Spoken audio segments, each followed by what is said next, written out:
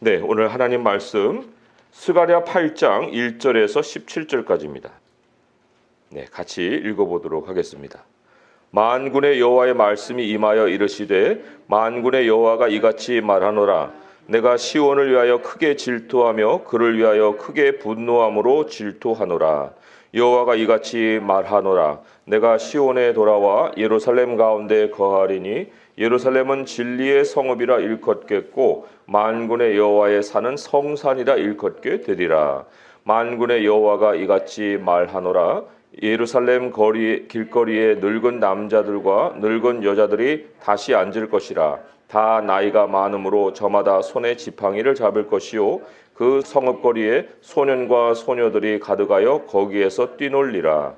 만군의 여호와가 이같이 말하노라. 이 일이 그날에 남은 백성의 눈에는 기이하려니와 내 눈에야 어찌 기이하겠느냐. 만군의 여호와의 말이니라.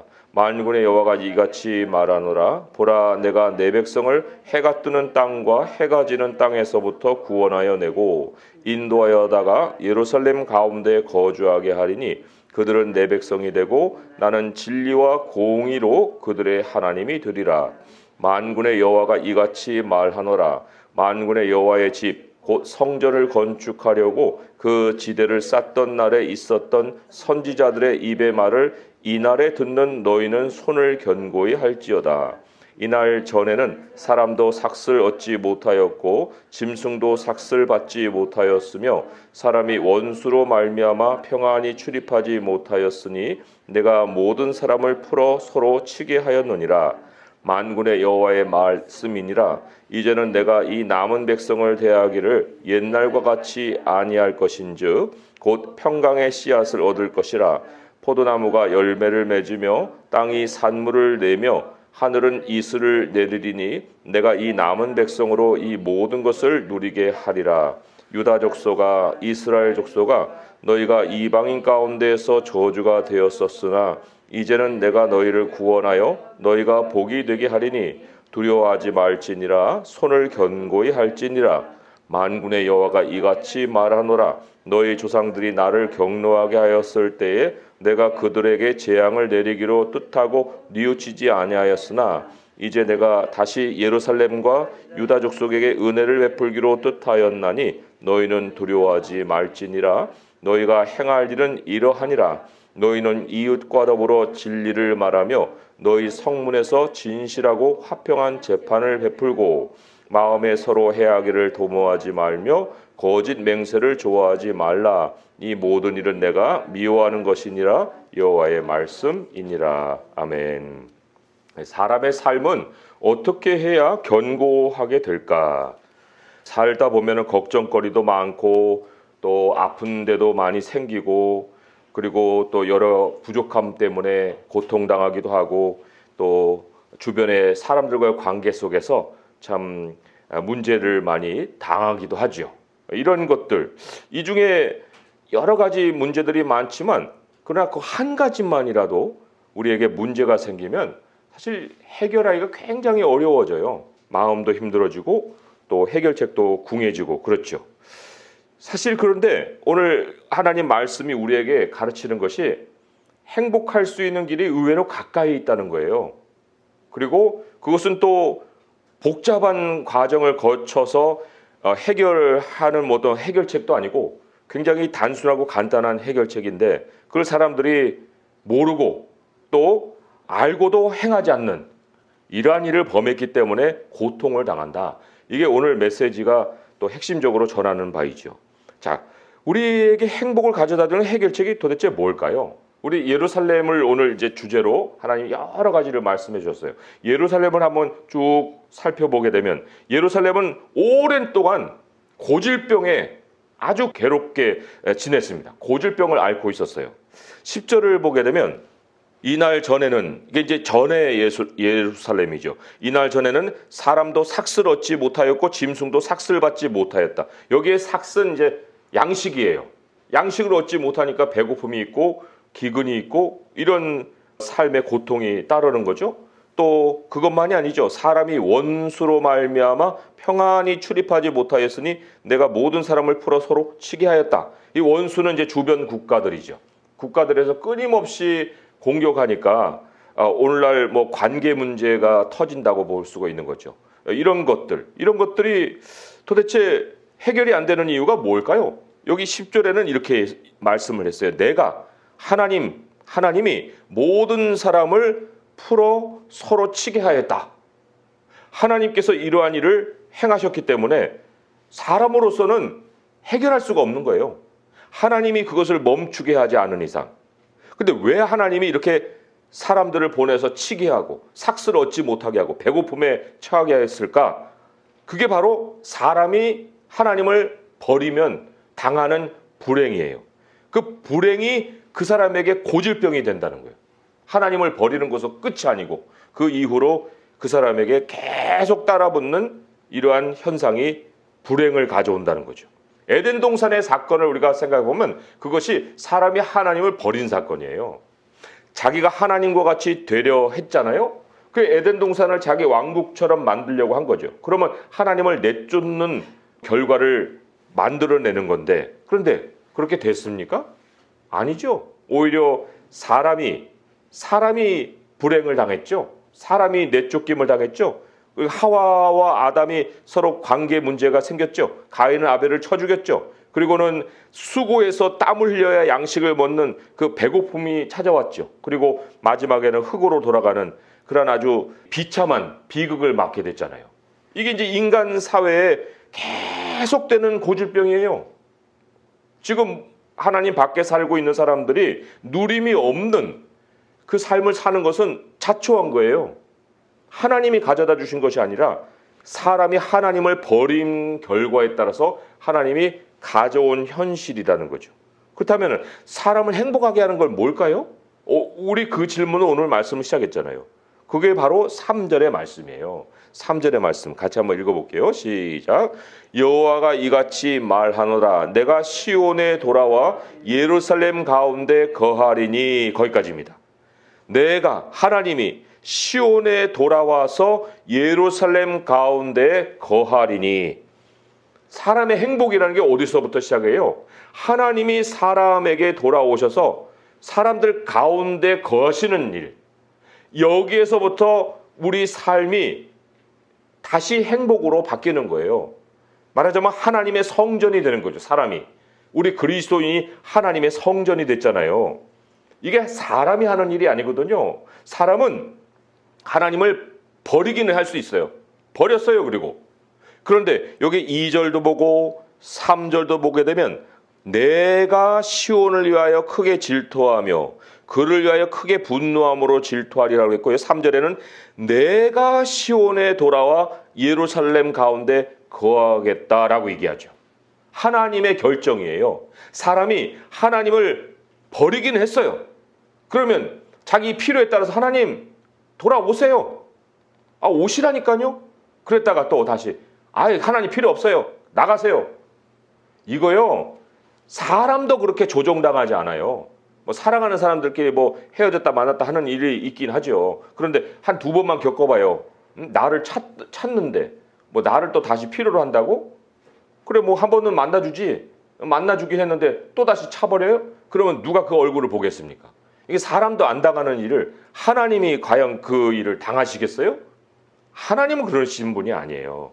그래서 사람이 하나님을 버리는 일은 스스로가 한 일이되 하나님이 사람에게 돌아오시는 일은 하나님이 행하시는 일이에요.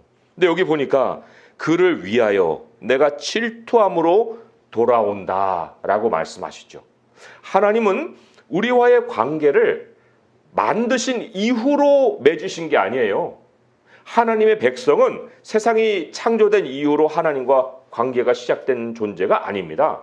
하나님은 이미 창세 전에 하나님의 백성을 마음에 두셨고 그리고 우리를 택하여서 세상에 보내시는 분이세요.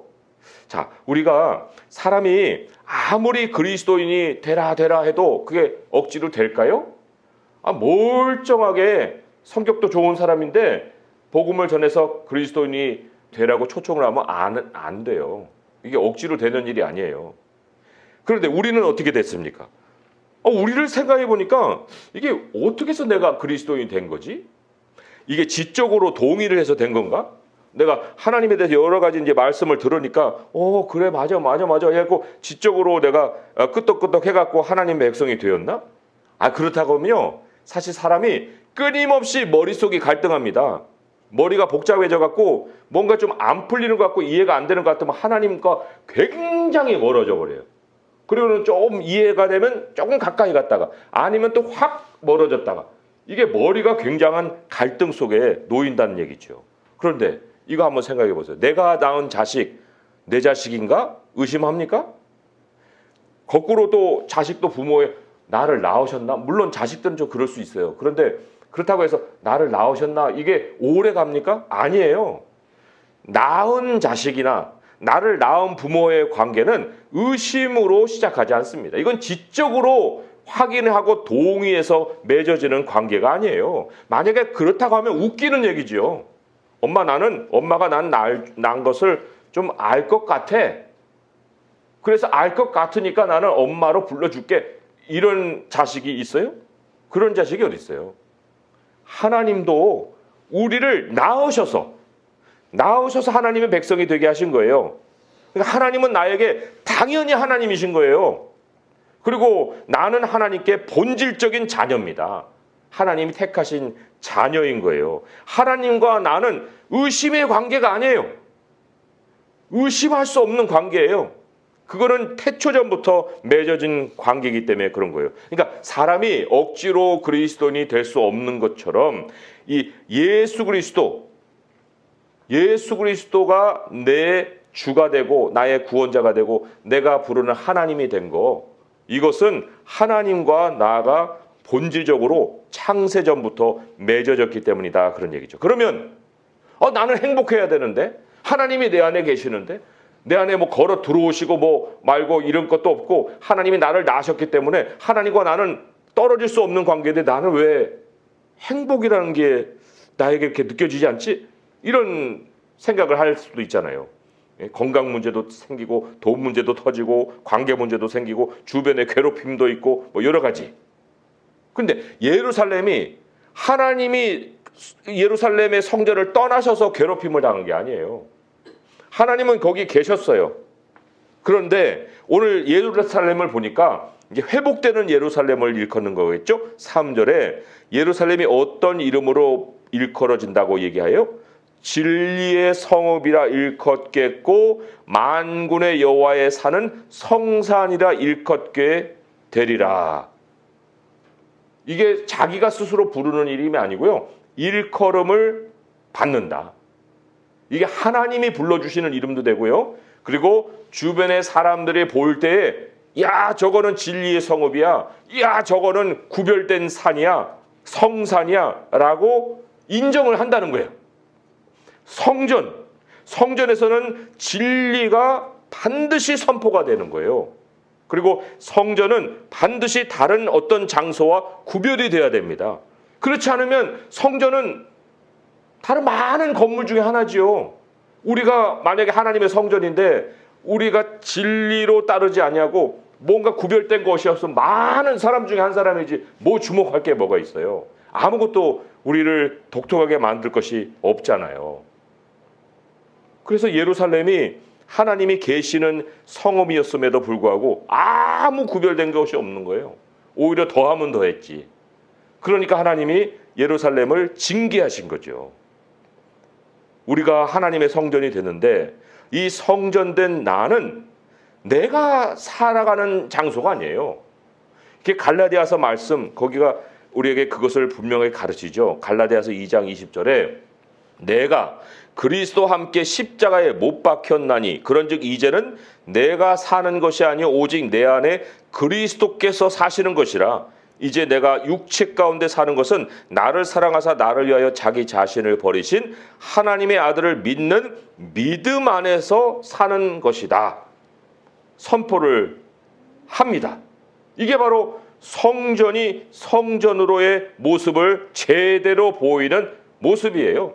성전이 성전으로서의 그 모습을 가져야 하나님이 내 인생을 마음껏 채우실 거 아닙니까? 하나님이 이 안에서 하나님이 하고자 하시는 일을 마음껏 펼치실 거 아니에요. 그게 성전의 기능이잖아요. 그리고 그럴 때 남들이 나를 보고 야, 진리가 있는 인생이구나. 아, 뭔가 다른 인생이구나. 다른 사람들과 다르구나. 그럴 때 이제 내가 나 스스로 뭘 확인해요? 내 안에 하나님이 사신다는 것을 확인할 수가 있는 거예요. 하나님이 벌써 나를 성전을 삼아 주셨는데 내가 진리의 성읍이고 성산으로 일컬어지지 않는 그 안에 이제 삶의 문제들이 만들어지는 거죠. 오늘 그래서 하나님이 우리에게 이제 다시금 하나님의 성전으로 살아가라 하는 격려의 말씀을 주시기 위해서 이 말씀을 우리에게 주시는 거예요. 그 격려의 말씀 중에 두 개가 있어요. 9절의 말씀에 보게 되면 참 이게 얼마나 사람들이 하나님의 말씀과 멀어져 있었던가 하는 것을 지적해주고 있어요. 9절의 말씀을 읽어볼게요. 시작. 만군의 여호와가 이같이 말하노라. 만군의 여호와의 집 곧 성전을 건축하려고 그 지대를 쌓던 날에 있었던 선지자들의 입의 말을 이날에 듣는 너희는 손을 견고히 할지어다. 참 그렇죠. 여기 이거를 그리스도인이 됐던 그 순간이라고 생각해 보세요. 20년 전 성전을 건축하려고 그 지대를 쌓던 날에 있었던 선지자들의 입의 말, 20년 전 나에게 들렸던 어떤 목회자를 통해 들렸던 하나님의 말씀, 그게 20년 전에 들리고 안 들리는 거예요. 그 이후로는 계속해서 내가 성전으로서 살아가야 됐었는데 그러지 못하고 있었던 이 공백이 있는 거죠. 그런데 하나님 뭐라고 해요? 그 옛날에 그 선지자를 통해서 내가 너에게 전했던 그 말씀, 내가 너를 낳았을 때, 성전으로 삼았을 때 내가 너에게 전했던 그 말씀, 성전의 기초가 놓여졌을 때 그때 전했던 말씀을 이날에 듣는 너희야. 손을 견고히 해라. 그 공백이 몇 년이든지 간에 하나님은 찾아오셔서 우리를 다시 세우고자 하신다는 거예요. 이게 얼마나 슬프고도 참 하나님의 사랑이 묻어있는 말씀입니까? 그게 일주일만 돼도요, 사실 우리가 굉장히 강팍해집니다. 그런데 이 세월이 정말 수십 년이 될 수도 있는 어떤 사람들도 있는 거지요. 자, 이게 또 하나님의 그 격려의 말씀이고요. 또 13절의 말씀이 또 다른 또 격려의 말씀이죠. 13절의 말씀 또 같이 읽어보겠습니다. 시작. 유다 족속아, 이스라엘 족속아, 너희가 이방인 가운데서 저주가 되었었으나 이제는 내가 너희를 구원하여 너희가 복이 되게 하리니 두려워하지 말지니라. 손을 견고히 할지니라. 세상에게 당하고 또 당하고 산 거예요. 저주가 되었었느니라. 하나님께 공급받지 못하고 온갖 문제 얽히고 설켜가지고 헤어나오지도 못하고 살고 있었던 그때가 있었는데 이제는 내가 너희를 구원하여 너희가 복이 되게 하리니, 하나님이 그 인생 중심에서 주인공이 되셔서 내가 너를 복되게 채워줄 것이니 두려워하지 말아라고요. 두려워하지 말아라. 문제 때문에 휘말리지 말아라. 이제 손을 견고히 해라 라고 격려해 주시죠. 그런데 격려로 끝나면 되겠어요? 하나님은 이 격려를 사실은 수십 년 동안 해오고 계세요. 그러나 우리가 귀를 막고 있다가 지금 이게 귀를 통해서 들리고 있는 거예요. 그런데 귀를 통해서 들렸다고 해서 그 모든 문제가 다 해결이 됩니까? 아니에요. 하나님 오늘 분명하게 말씀하시기를 너 이거 행해야 된다 라고 행할 일을 알려주시죠. 자, 16절 말씀 또 17절 말씀 같이 한번 읽어보겠습니다. 시작. 너희가 행할 일은 이러하니라. 너희는 이웃과 더불어 진리를 말하며 너희 성문에서 진실하고 화평한 재판을 베풀고 마음에 서로 해하기를 도모하지 말며 거짓 맹세를 좋아하지 말라. 이 모든 일은 내가 미워하는 것이니라. 여호와의 말이니라. 이거 두 개로도 정리할 수 있고요. 세 개로도 정리할 수 있어요. 두 개로 정리한다고 하면 16절은 진리이고 17절은 공의예요. 진리와 공의, 이거를 행하라 라고 말씀을 하시는 거예요. 자, 그런데 우리가 그냥 진리와 공의 하면은 굉장히 모호하잖아요. 하나님이 그래서 설명을 해주신 거예요. 뭐라고 하셨어요? 너희는 이웃과 더불어 진리를 말해라. 참된 것을 얘기해라. 살짝이라도 뭘 섞어가지고 떠보는 얘기를 한다든지 내 의도를 살짝 숨겨갖고 무슨 얘기를 한다든지 이런 일 절대로 하지 말아라. 이웃에게 이웃과 더불어 진리를 얘기해라. 그리고 그 성문에서 진실하고 화평한 재판을 베풀어라. 이거는 이제 어떤 것을 기준으로 삼아서 판단을 내리는 일들이 많거든요. 이 성문은 이제 재판 그 석이 있는 자리이기 때문에 뭐 재판의 상황이라고도 볼 수 있지만 그것을 더 넓게 적용하고자 하면은 여러 가지 우리가 거래할 때도 뭔가 이렇게 기준을 내세워야 되고 또 어떤 것을 결정할 때도 기준이 있어야 되잖아요. 근데 기준이 모호해버리면은 삶이 이랬다 저랬다 했던 거예요. 그러니까 말로도 진실하고 행하는 거에 있어서도 딱 이게 기준이 있어서 다른 사람이 볼 때 저 사람은 이랬다 저랬다 하는 사람 아니야. 저 사람하고 할 때는 네가 네 생각으로 이렇게 막 주먹구구로 하면 안 돼. 저 사람 안 통한 사람이야. 똑바로 해야 돼. 라고 주변 사람들이 그 사람을 인정할 수 있을 정도까지 우리의 판단의 기준이 똑바로 해야 되는 거예요. 그래야 진리의 성읍이라 불림을 받죠. 저 사람은 거짓이 통하지 않는 사람이야. 이렇게 평가가 돼야 되잖아요. 그게 이제 진리에 관한 거죠.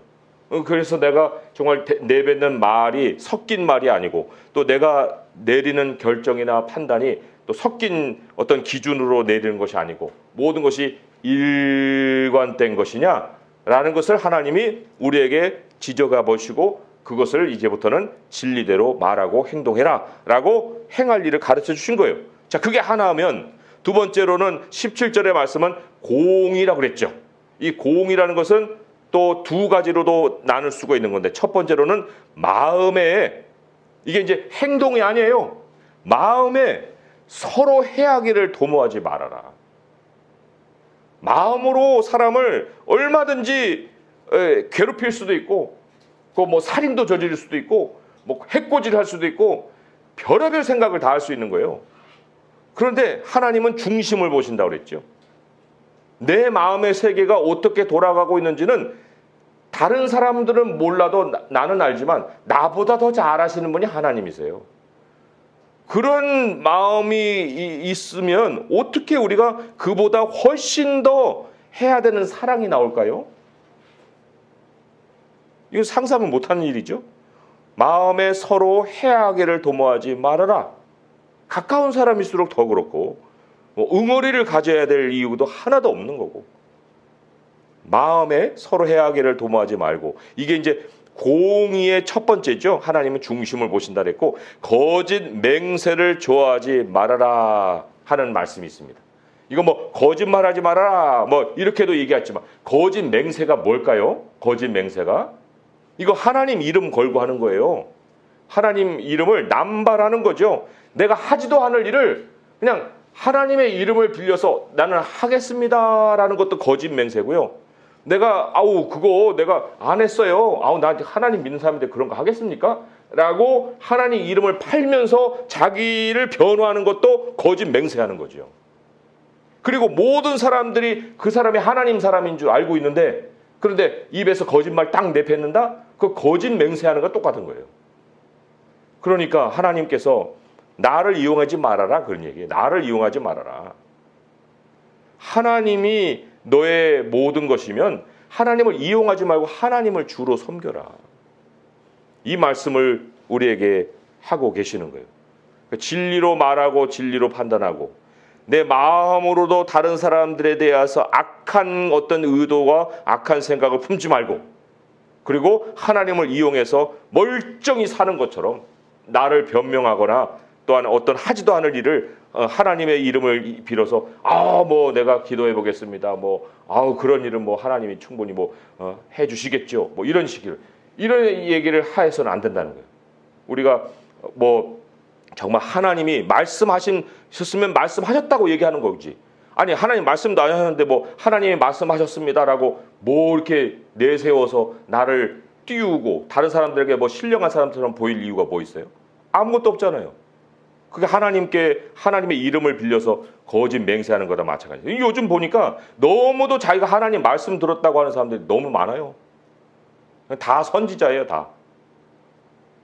그런데 우리가 정말 우리들의 삶을 보면, 제가 신령하지 못해서 그런지는 모르겠지만 하나님 말씀이 그렇게 음성으로 자주 들리세요? 하나님 말씀을 읽을 때 우리가 하나님 말씀이 주신 깨달음을 얻기는 하되, 내가 정말 누군가에게 하나님이 이렇게 음성을 들려주셨습니다 라고 할 만큼 그렇게 하나님께 자주 이 귀를 열어서 음성을 들려주시나요? 그런 것도 아닌데, 그것이 내가 습관이 돼버리면은 굉장히 이 거짓 맹세하는 일을 내 입으로 나도 모르게 내뱉을 수가 있다는 거예요. 이걸 하나님이 하지 말라는 거예요. 우리가 이것만 지키면, 진리와 공의를 지키면 나머지는 하나님이 해주신다. 하나님이 행하시는 일은 사람이 상상할 수 없는 일이다. 6절의 말씀 우리 같이 한번 읽어볼까요? 시작. 만군의 여호와가 이같이 말하노라. 이 일이 그날에 남은 백성의 눈에는 기이하려니와 내 눈에야 어찌 기이하겠느냐. 만군의 여호와의 말이니라. 기이한 일들, 하나님이 성전인 내 삶 속에서 역사하기 시작하시면은요, 기이한 일이 하나씩 생깁니다. 놀라운 일이 생기는 거예요. 상상치도 못하는 일이 생기는 거예요. 사람으로는 할 수 없으되 하나님으로서는 다 하실 수 있느니라. 예수님 마가복음 10장 27절에 말씀하셨어요. 부자는 천국에 들어가지 못한 것이 낙타가 바늘길로 들어가는 것보다 더 어렵다 하지만 하나님은 하실 수 있다라고 말씀을 하신 그분이 기이한 일을 행하시겠다고 말씀을 하십니다. 그 기이한 일 중에 기이한 일, 오늘 이 예루살렘을 통해서 하나님이 약속해 주신 말씀이 7절과 8절이에요. 우리 이 말씀을 읽고 말씀을 제가 마무리하겠습니다. 7절 8절 말씀 같이 읽어볼게요. 시작. 만군의 여호와가 이같이 말하노라. 보라, 내가 내 백성을 해가 뜨는 땅과 해가 지는 땅에서부터 구원하여 내고 인도하여다가 예루살렘 가운데 거주하게 하리니 그들은 내 백성이 되고 나는 진리와 공의로 그들의 하나님이 되리라. 이 마지막에도 진리와 공의로 그들의 하나님이 된다 그랬죠. 진리와 공의로. 우리가 진리와 공의가 없는데 하나님과 관계가 맺어질 턱이 있습니까? 없죠. 그런데 하나님이 정말 놀랍게 행하시는 일이 뭐냐면요, 예루살렘으로 하나님의 백성들을 끌어오신다는 거예요. 하나님의 백성들마다 성전이잖아요. 근데 성전과 성전이 연결되게 하시는 거예요. 그래서 예루살렘을 하나씩 세워가시는 겁니다. 하나님의 나라를.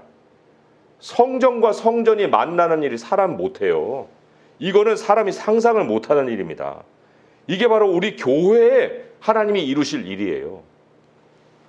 떨어져 있던 어떤 사람이 저 동방에서 오고, 떨어져 있던 어떤 사람이 저 서방에서 와서 서로 연결돼 갖고 상상치도 못했던 어떤 일들이 이렇게 벌어지는 거예요. 교회가 세워지는 겁니다.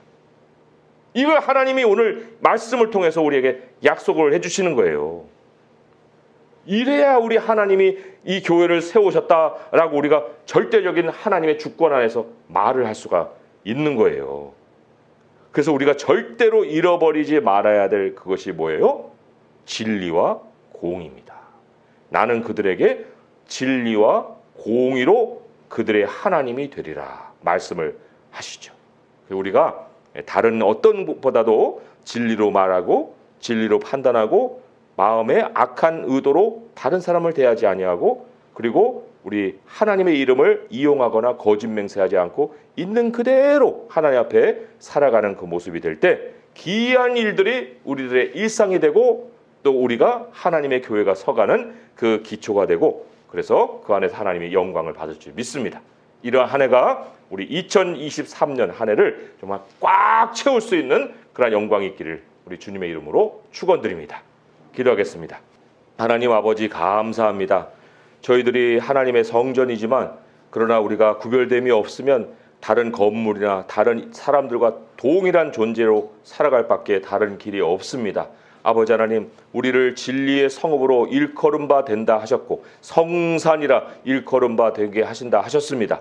아버지여 우리가 진리로 구별되게 하시고 또 거룩함으로 구별되게 하여 주시옵소서. 아버지 하나님, 우리의 말이나 행동에서 하나의 기준으로 진리가 우리를 다스려 갈 수 있게 하여 주시고, 마음에는 사랑을 품게 하시고, 악한 계획은 다 버리게 하시고, 응어리도 다 버리게 하시고, 우리 특별히 가까운 사람들과의 관계 속에서 아버지 응어리지는 일들은 절대로 잊지 않게 하여 주시고, 그리고 하나님의 이름을 이용해서 우리들을 변명하거나 또 우리를 나타내는 일 없게 하여 주시고, 우리는 우리 자신이 되게 하시고 하나님은 하나님이 되셔서 우리 하나님이 우리로 진리와 공의로 우리 하나님 되시기를 기뻐하시는 삶을 살게 하여 주시옵소서. 모든 간구 우리 주 예수 그리스도의 이름으로 감사하며 기도합니다.